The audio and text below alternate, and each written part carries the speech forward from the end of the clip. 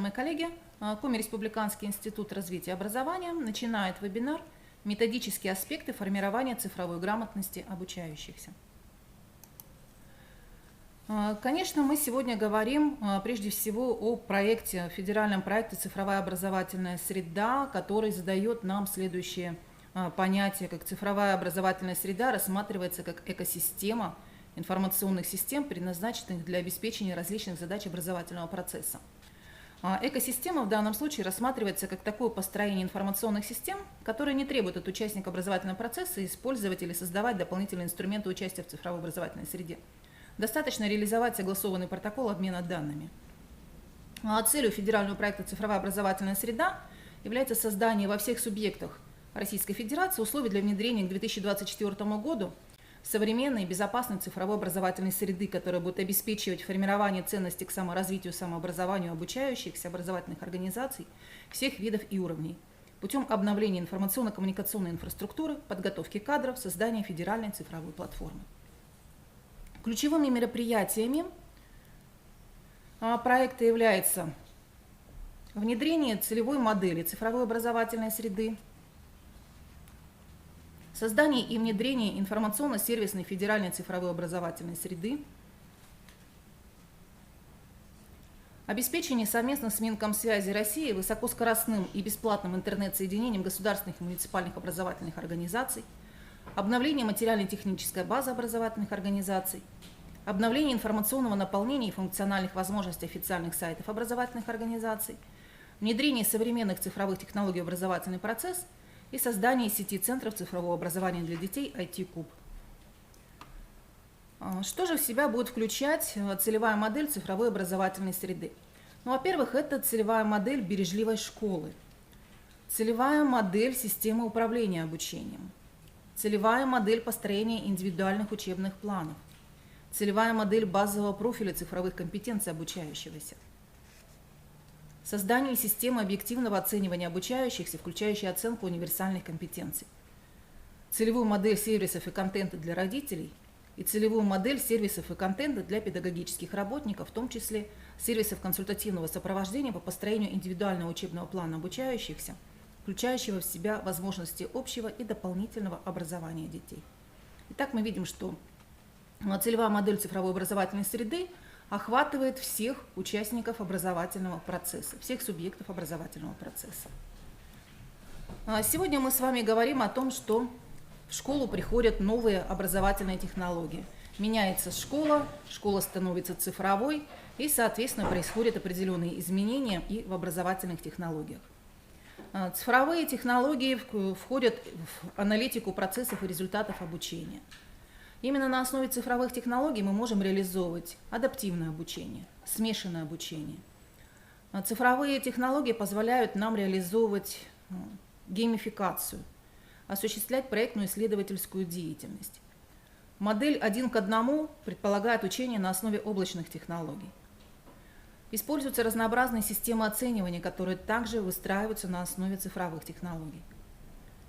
Именно цифровые технологии позволяют нам реализовывать мобильное обучение, персонализованное обучение, онлайн-обучение, учение по требованию.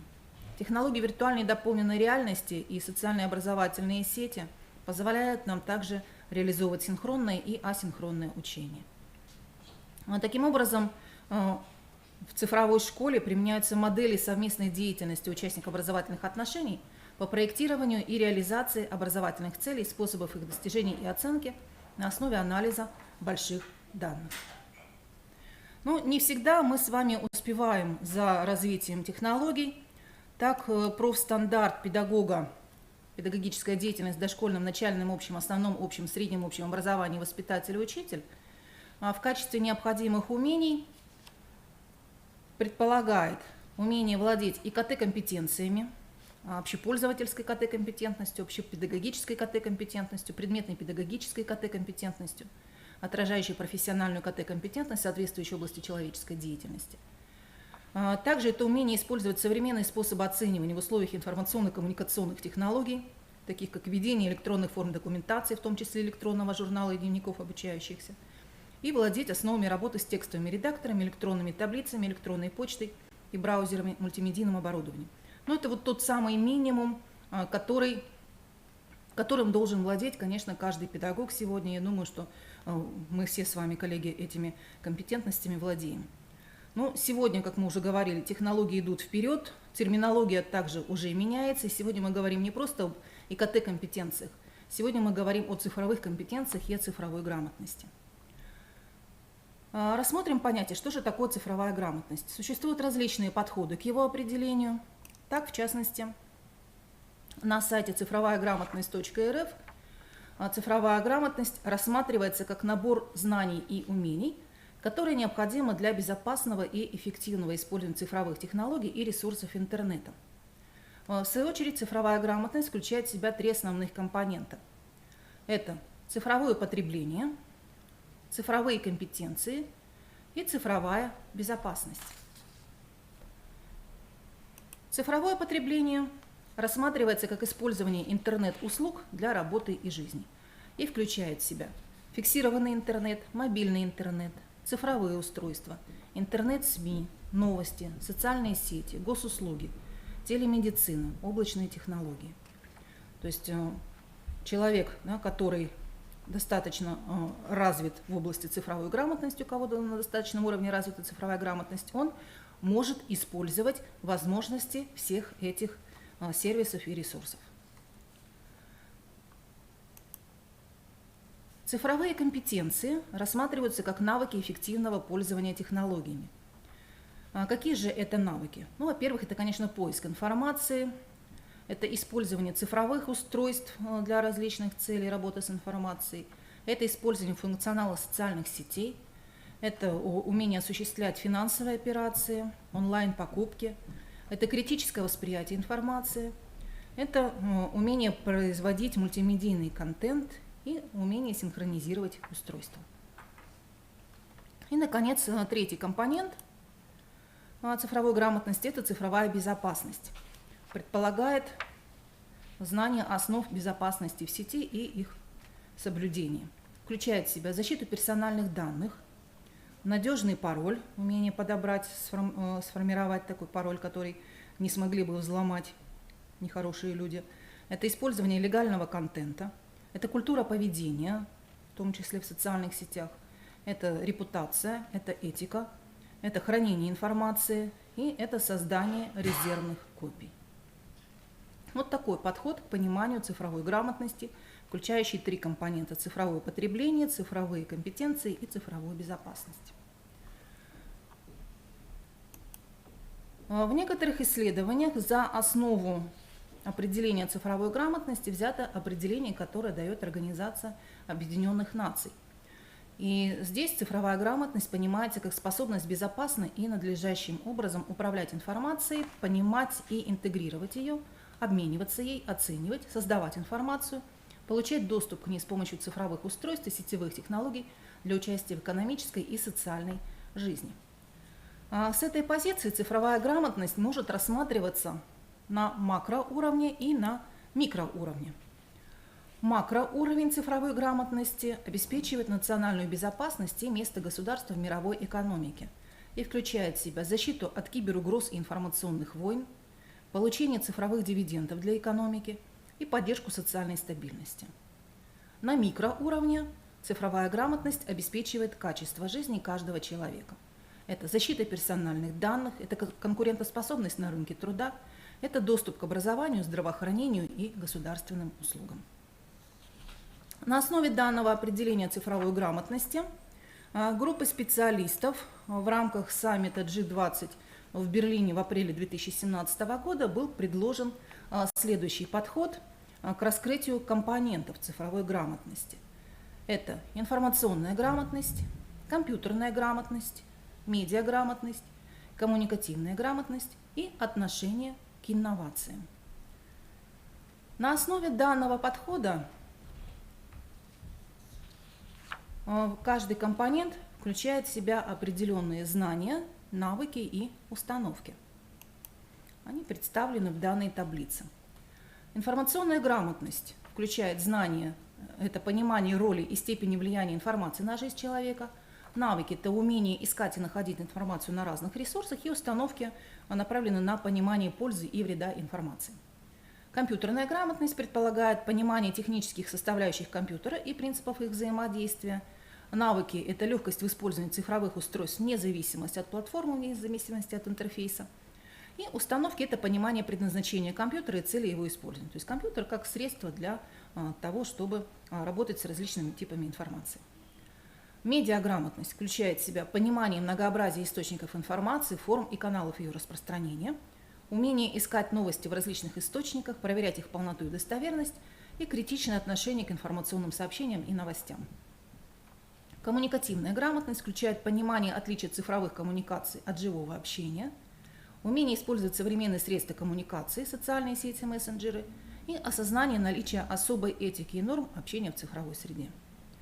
Ну и, наконец, отношение к технологическим инновациям включает в себя понимание технологических трендов, готовность работать с новыми современными технологиями, приложениями, гаджетами и понимание пользы технологических инноваций как для развития общества, так и для себя лично. На основе данного подхода к определению цифровой грамотности и ее компонентов аналитическим центром НАФИ было проведено масштабное исследование. В разных областях этот центр проводит исследования. Вот одно из исследований касалось индекса цифровой грамотности учителей школ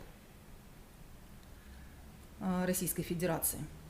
И по данным этого исследования, из 100 возможных индекс цифровой грамотности учителей составляет 87, то есть неплохое значение. И по частным индексам, по компонентам, информационная грамотность на самом высоком уровне сформирована, это 93. Напоминаю, что информационная грамотность включает понимание роли, степени влияния информации, умение искать и находить информацию, понимание пользы и вреда информации. На втором месте компьютерная грамотность, на третьем месте коммуникативная грамотность, на четвертом месте медиаграмотность и пятое место, 76 баллов, занимает отношение к технологическим инновациям. Но для сравнения ниже приведен индекс цифровой грамотности различных социальных групп, в процентах также из 100 возможных. Учителя школ 87, преподаватели вузов чуть повыше 88, россияне в целом это 52, то есть чуть больше 50%. Ну, и интересные данные по детям были получены. 73 характерны для детей от 12 до 17 лет, для молодежи 18-24 года 77 индекс цифровой грамотности и россияне с высшим образованием индекс 64.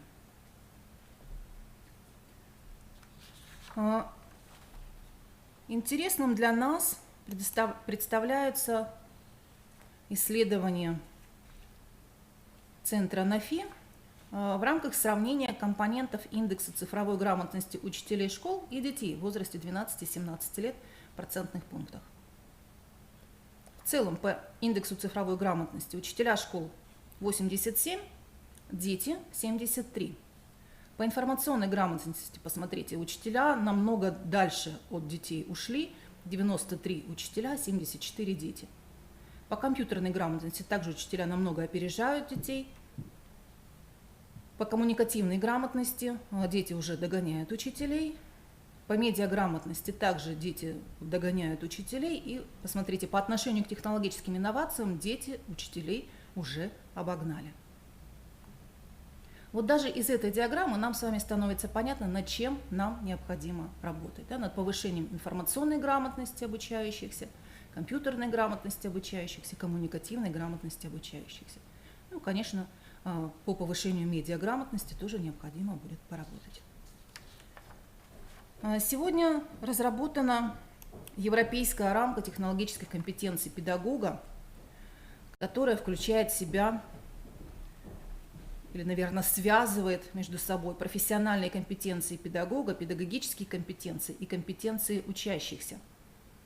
И включает в себя следующие основные пункты. Это цифровые компетенции, это специальные предметные компетентности, это преподавание и учеба, это оценка, это расширение прав, возможностей самостоятельности учащихся, это развитие цифровых компетенций учащихся, и это использование цифровых ресурсов и расширение прав, возможностей и самостоятельности учащихся. По каждому из этих технологических компетенций в данном исследовании, в исследовании Центра НАФИ, сделаны соответствующие выводы. Если вас это заинтересует, в конце я дам ссылку, где можно с этими исследованиями ознакомиться. Но нас-то с вами сегодня интересует больше методическая система педагога, да, и методические аспекты формирования цифровой грамотности обучающихся. Когда мы говорим о методической системе педагога, то здесь прежде всего мы имеем в виду систему, которая состоит из следующих компонентов. Это цель и задачи деятельности педагога, это содержание, это методы и приемы, с помощью которых реализуется заданное содержание, это дидактические средства, которые позволяют нам достигать необходимых целей и задач, и это разнообразные формы организации деятельности. Все компоненты этой системы между собой взаимосвязаны. Изменение одного из компонентов влечет за собой изменение всех других компонентов системы. Эта схема может быть применима к любому аспекту деятельности педагога, к любому предметному и метапредметному содержанию. Итак, как эта система будет выстраиваться применительно к цифровой грамотности обучающихся? Первый компонент – это цель и задачи. Цель и задачи нашей с вами деятельности в данном аспекте будут выстраиваться из целей и задач федеральных проектов и программ. Но прежде всего, это программа «Цифровая экономика Российской Федерации», которая направлена на создание условий для развития общества знаний, повышения благосостояния и качества жизни граждан путем повышения доступности и качества товаров и услуг, произведенных в цифровой экономике, с использованием современных цифровых технологий, повышение степени информированности и цифровой грамотности, улучшение доступности и качества государственных услуг для граждан, а также безопасности как внутри страны, так и за ее пределами. Ну вот особо здесь можно подчеркнуть, да, что направлено на повышение степени информированности и цифровой грамотности. Ну и, конечно, это федеральный проект «Цифровая образовательная среда» в рамках национального проекта образования, о котором мы вначале уже говорили, нацеленный на создание современной и безопасной цифровой образовательной среды, обеспечивающей высокое качество и доступность образования всех видов и уровней. Цель и задачи определяют содержание методической системы педагога. И когда мы говорим о содержании методической системы педагогов в аспекте формирования цифровой грамотности обучающихся, то здесь мы снова вспоминаем схему, которую представили в рамках саммита G20. Это такие компоненты цифровой грамотности, как информационная грамотность, компьютерная грамотность, медиаграмотность, коммуникативная грамотность и отношение к инновациям. Как можно конкретизировать вот все эти компоненты содержания в нашей деятельности? Исследование, которое проводила НАФИ, было основано на утверждениях, вопросах, которые касались вот каждой из этих компонентов цифровой грамотности, каждого из этих компонентов. Ну вот некоторые из них на следующем слайде выделены, и именно они, на мой взгляд, в большей степени определяют содержание нашей деятельности, каждого из нас в плане формирования цифровой грамотности обучающихся. Я регулярно использую различные цифровые каналы для общения с учениками, родителями учеников и коллегами: электронные письма, блоги, форумы, веб-сайты, приложения. Если вы можете к себе это отнести в полной мере, либо не в полной мере, либо частично, либо иногда, либо вообще не используя, да, то, соответственно, вы можете оценить также и уровень сформированности своей собственной цифровой грамотности. Я использую интернет, чтобы найти подходящие информационные ресурсы, которые можно использовать в учебной работе. Я всегда тщательно обдумываю, как и в каких ситуациях необходимо использовать цифровые технологии, чтобы они принесли учащимся пользу. То есть вот эти утверждения как раз определяют содержание нашей деятельности, которая будет являться таким надпредметным, да, метапредметным. Может касаться любого учебного предмета, а также и нашей внеурочной деятельности, воспитательной работы. Я контролирую работу и общение между учащимися в совместных интерактивных онлайн-средах, которые мы используем. То есть здесь задается и инструмент, интерактивная онлайн-среда, и непосредственно та деятельность, которую мы с вами осуществляем, контролируем работу и общение. Я использую цифровые технологии, которые позволяют учащимся планировать, документировать и контролировать свое обучение самостоятельно. То есть мы используем эти цифровые технологии, учим ребят использовать эти технологии, да, чтобы они могли самостоятельно планировать, документировать и контролировать свою учебную деятельность. Я использую цифровые инструменты для оценки и отслеживания прогресса учащихся. То есть еще одна сторона нашей с вами педагогической деятельности – это отслеживание прогресса и оценка. Я использую цифровые технологии для предоставления учащимся обратной связи. Очень важный момент нашей с вами деятельности, который традиционными способами не всегда удается выстроить, а цифровые технологии нам как раз позволяют эффективно это осуществить. Предоставление обратной связи. Я использую цифровые технологии, чтобы предложить учащимся индивидуальные возможности обучения. Цифровые технологии дают нам очень много возможностей для того, чтобы сформировать индивидуальную траекторию обучения. Об этом чуть позже мы тоже еще будем говорить. Я использую цифровые технологии для повышения активности учащихся во время учебных занятий. Действительно, технологии, которые мы используем, они во многом повышают активность обучающихся при их, конечно, грамотном использовании. Итак, вот это основные аспекты содержания, метапредметного, надпредметного содержания нашей деятельности, когда мы можем с вами эффективно способствовать формированию цифровой грамотности обучающихся. Следующий компонент методической системы педагога – это использование разнообразных методов и приемов. Цифровые технологии имеют свои собственные приемы использования, на их основе строятся определенные методы обучения. Но прежде всего это геймификация. В чем геймификация заключается? Да, это возможность отслеживать свои достижения, это возможность проходить уровни обучения через реализацию какого-то игрового сценария. То есть вот знакомые нам игровые технологии, они сейчас трансформировались и называются вот таким словом геймификация. Очень важный момент в использовании цифровых ресурсов и сервисов, формирования цифровой грамотности – это возможность визуализации информации. Для этого мы используем, например, такое средство, как инфографика. И различные приемы позволяют нам инфографику включать в содержание урока.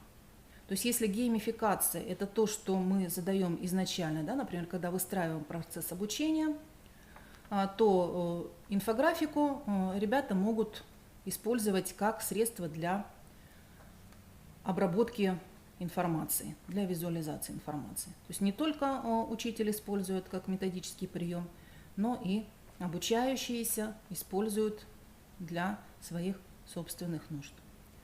Сторителлинг – еще один очень интересный методический прием, который позволяет выстраивать историю, включать в эту историю различные объекты, различные предметы, различных людей.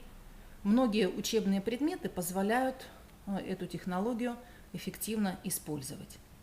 Даже такие, как, казалось бы, не совсем для этого подходящие, не история, а, например, химия или физика, или математика, тоже позволяют эту технологию эффективно использовать для того, чтобы заинтересовать детей и показать какие-то взаимосвязи между различными понятиями. Приемы ТРИЗ-технологии, теории решения изобретательских задач.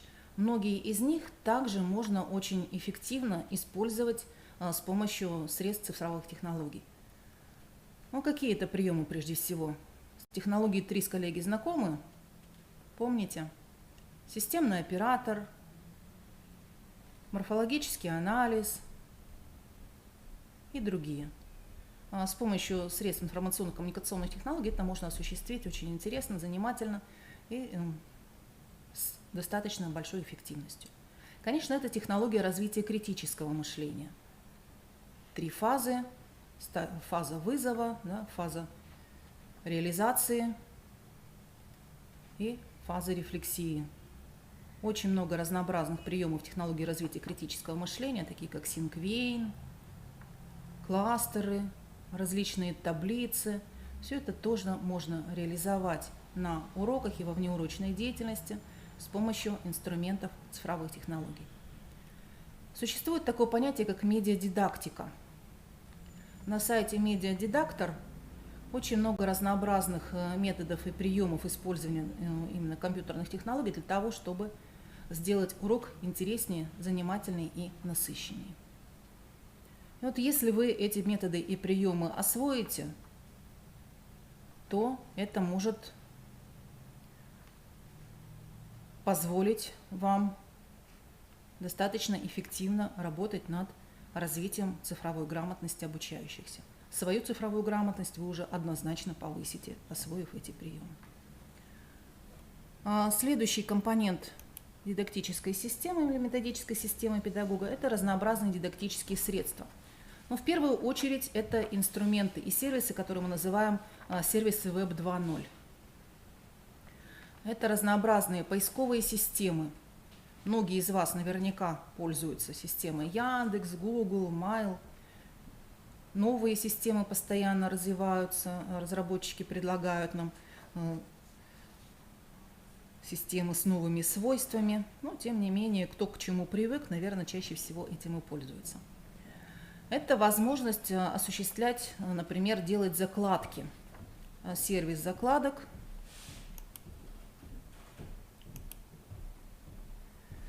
который позволяет нам в массиве информации делать для себя закладочки и возвращаться потом к тем сайтам, на которых вы побывали, к тем документам, которые вы в сети находили.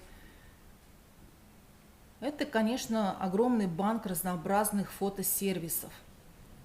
Мы же с вами должны учитывать, да, авторское право, а вот эти банки фотосервисы позволяют нам найти какие-то иллюстрации для наших уроков, для наших внеурочных мероприятий, в которых все авторские права соблюдены, и всегда ссылочку на этот ресурс вы можете привести.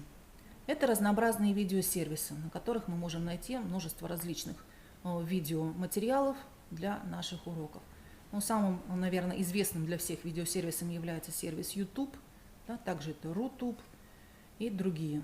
У многих поисковых систем есть и свои видеосервисы. Да, например, у Яндекса есть свой собственный видеосервис и так далее. YouTube – это сервис Google. Дальше очень интересная группа сервисов, которые позволяют выстраивать карты знаний. Знаете ли вы, что такое карты знаний? Ну, наверняка многие из вас знают, да, это такие, можно сказать, структурные схемы, да, которые отражают взаимосвязи между компонентами изучаемого материала. Причем в качестве вот этих вот основных компонентов могут выступать не только определения, не только термины, не только слова, но и разнообразные рисунки. И это даже приветствуется в картах знаний, когда мы используем визуализацию терминов. И мы показываем связи, которые существуют между этими различными объектами, различными понятиями. Можно построить, например, карту знаний по определенной теме, можно построить карту знаний по нескольким темам. Очень интересную работу можно провести, например, по тем картам знаний, которые построили одни ученики, да, и другие ученики их объясняют, по ним составляют свой рассказ и так далее. То есть приемы работы могут быть самыми разнообразными. Еще один инструмент – это сетевые офисы. Ну, например, в Гугле, да, мы с вами можем выстроить целый сетевой офис, который позволяет нам работать над документами. Да, эти документы могут быть не только у одного пользователя, но мы можем предоставлять доступ к этим документам для просмотра, либо для редактирования. И когда мы с вами осуществляем какие-то групповые проекты, групповые задания выполняем, то вот эти сетевые офисы, они как раз очень хорошо помогают нам в этом взаимодействии. Например, Google документы, да, там можно и совместные презентации выстраивать, и над совместными таблицами работать, можно различные формы строить, и так далее. Ну, конечно, очень важны для нас программы, которые позволяют нам общаться в режиме онлайн. Наиболее известный сервис – это Skype, но есть и другие сервисы. Да? Сейчас уже многие, например, сервисы, которые в мобильных технологиях используются, да, например, Viber, WhatsApp, позволяют онлайн общаться не только с помощью сообщений текстовых, да, но и с помощью голосового общения. В данном случае мы именно об этом говорим. Также очень интересным инструментом являются географические сервисы, которые позволяют фиксировать GPS-координаты объектов, да, и на основе вот этих вот меток географических можно построить, например, квест, да, по поиску различных объектов.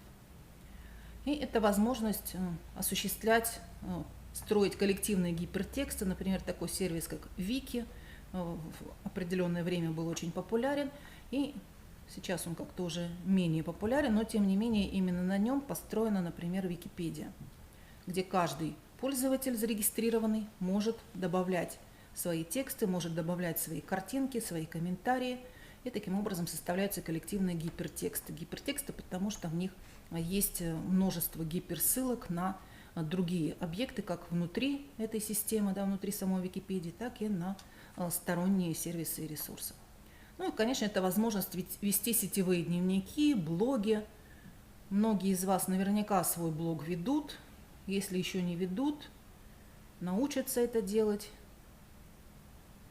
и будут его вести. То есть это инструменты и сервисы Web 2.0. Почему Web 2.0? Потому что это сервисы, которые имеют такой открытый доступ, да, открытый код доступа, они доступны нам в сети интернет без ограничений, и с их помощью мы можем выстраивать взаимодействие, и с их помощью мы можем формировать образовательный контент. Кроме того, в последнее время развиваются такие дидактические средства, которые можно назвать не просто средствами, да, а такими системами средств или средами. Это виртуальные среды, которые позволяют нам окунаться в новое для нас пространство виртуальное, представить себя совершенно в другом месте, как говорится, в параллельном мире, да, посмотреть, что происходит вокруг, каким-то образом влиять на ситуацию. Это технологии дополненной реальности, которые позволяют нам получить дополнительную информацию, может быть, информацию, представленную в другом формате. Да? Вот здесь мы видим представлена работа с книгой, но при определенной технологии наводим планшет, наводим телефон, смартфон и получаем изображение. Да? То есть текстовая информация у нас преобразуется в информацию графическую, визуальную. Это, конечно же, технология мультимедиа. Вот практика показывает, что не все из нас грамотно понимают смысл этого термина. Что же такое мультимедиа? Да? Иногда у педагогов или там, у студентов спрашивают, что такое мультимедиа. Мне показывают, а вот проектор мультимедийный висит, он же мультимедийный. Вот это и есть мультимедиа. Ну, конечно, понятие мультимедиа намного шире. Проектор – это только средство для демонстрации какой-то информации, но мультимедиа предполагает, что мы одновременно можем воздействовать на обучающихся с помощью различных средств и работать с информацией, представленной в разных видах. Да, это может быть и аудиоинформация звуковая, это и видеоинформация, это и текстовая информация. И сейчас существуют уже такие устройства, которые позволяют даже информацию о запахах передавать одновременно, например, с изображением, с видеоизображением. Да, и вы погружаетесь не только в картинку, но и можете ощутить в полной мере всеми органами чувств те процессы, которые происходят в окружающем. Ну и в последнее время очень активно развиваются технологии искусственного интеллекта. На этой основе построены различные обучающие программы, которые могут подстраиваться под особенности самого обучающегося. Это различные программы оценивания. Очень активно разрабатываются сейчас разнообразные чат-боты, которые ведут обучающегося, да, по обучающей программе и подсказывают, что и как нужно делать, как действовать.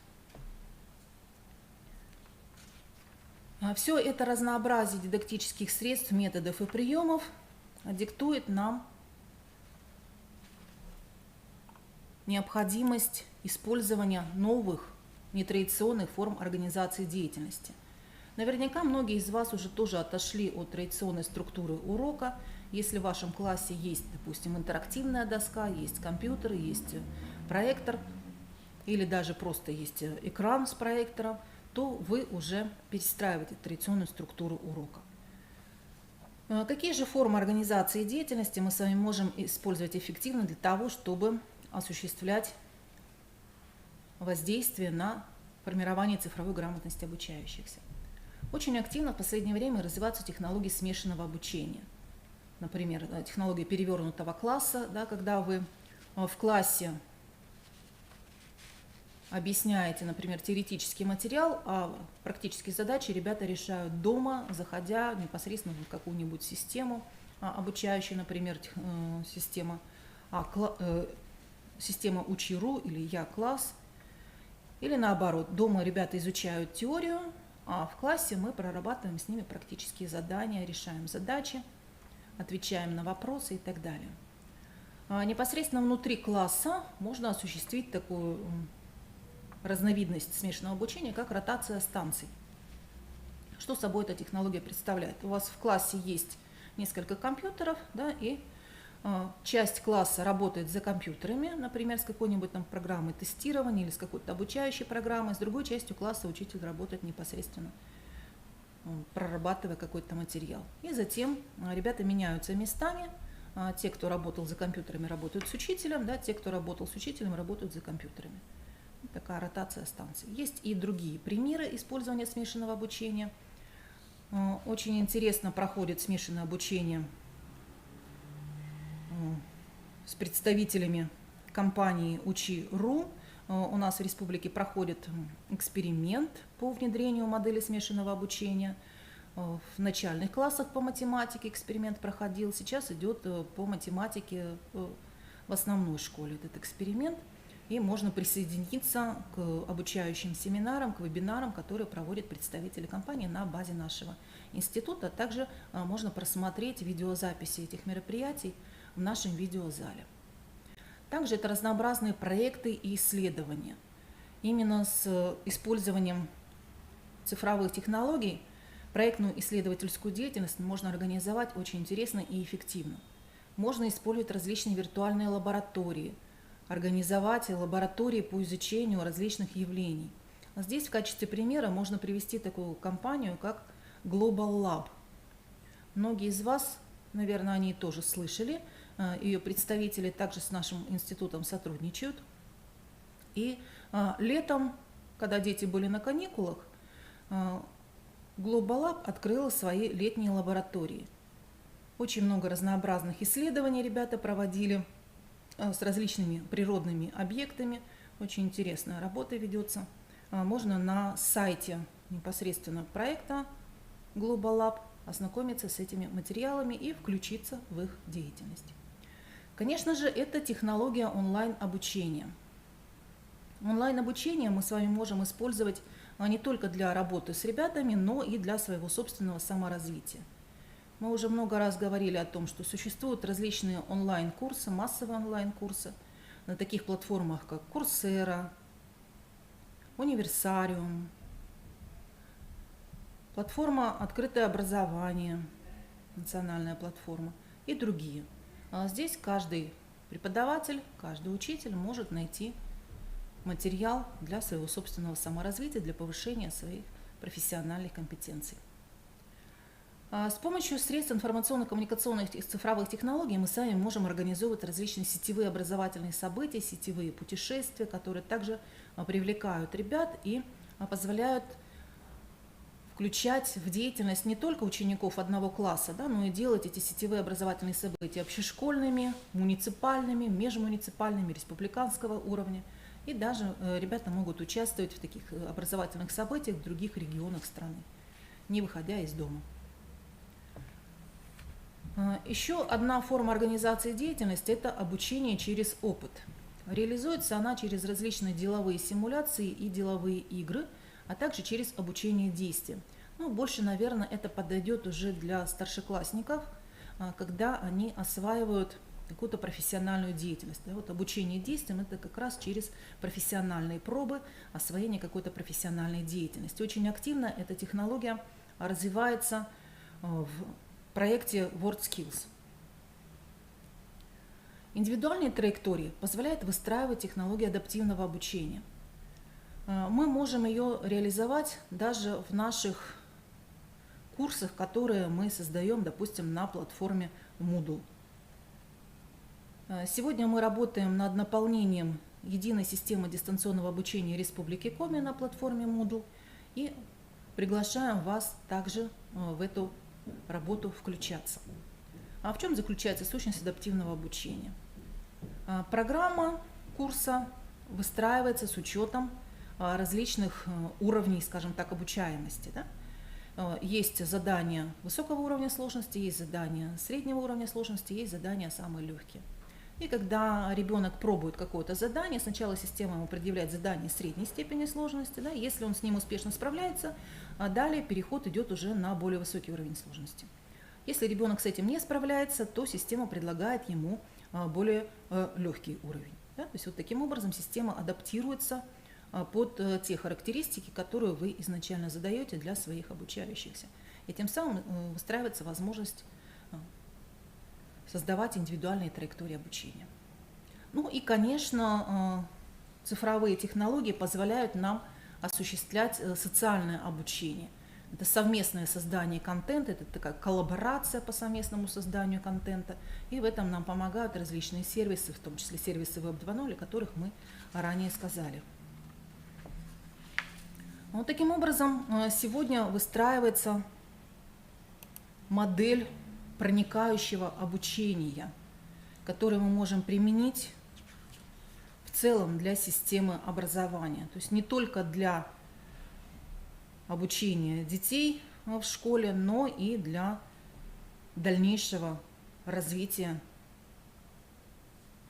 человека.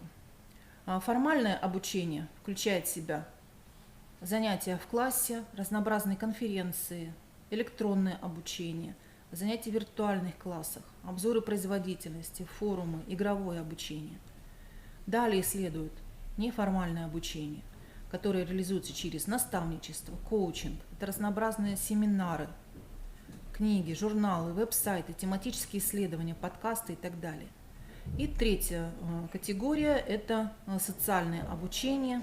Это обучение через блоги, через микроблоги, на основе Википедии, на основе дискуссий, тегирования. Игровое обучение также сюда включается. Итак, вот таким образом мы с вами погрузились в проблему методического обеспечения формирования цифровой грамотности обучающихся.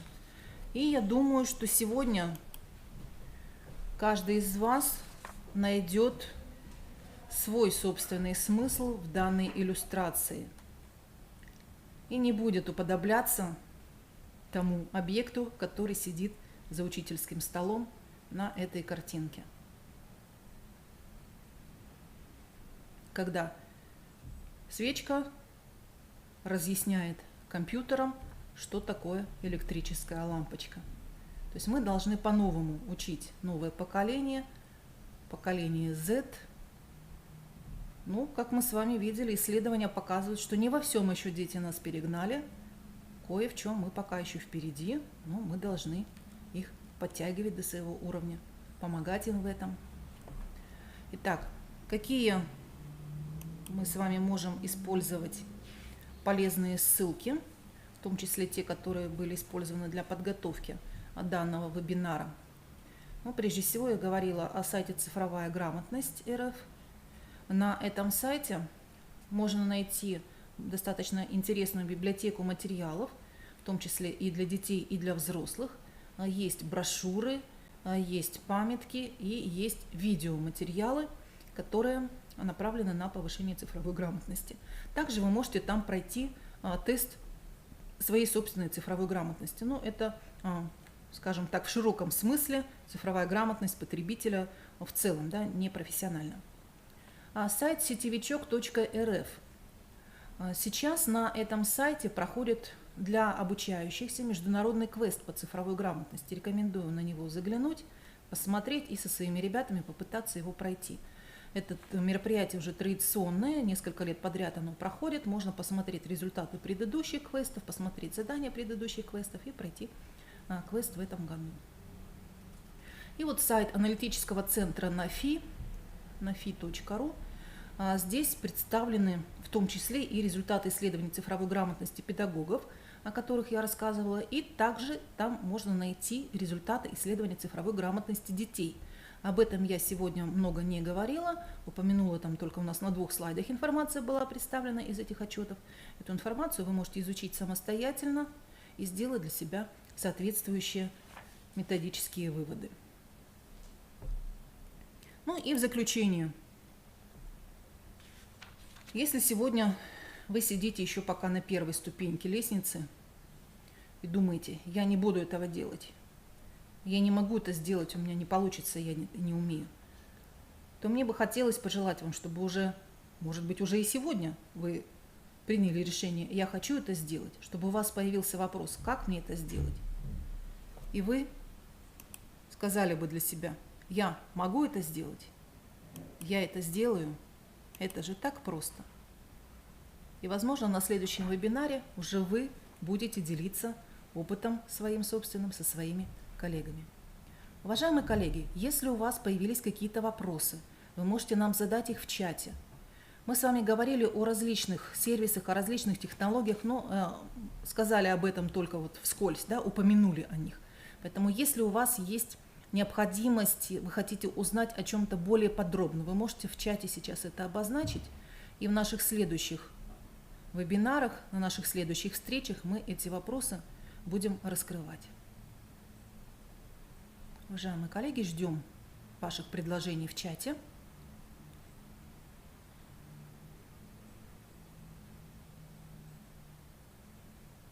38 участников на данный момент с нами. Наверняка какие-то вопросы у вас есть.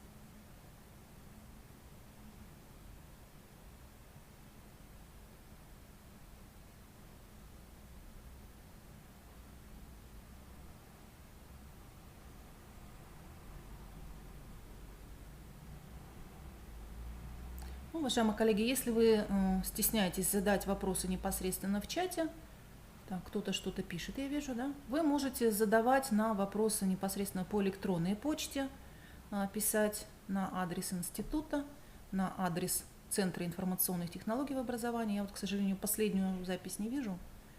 У меня как раз камера стоит таким образом. Вопросов нету, да? Мы благодарим всех, кто к нам сегодня подключился.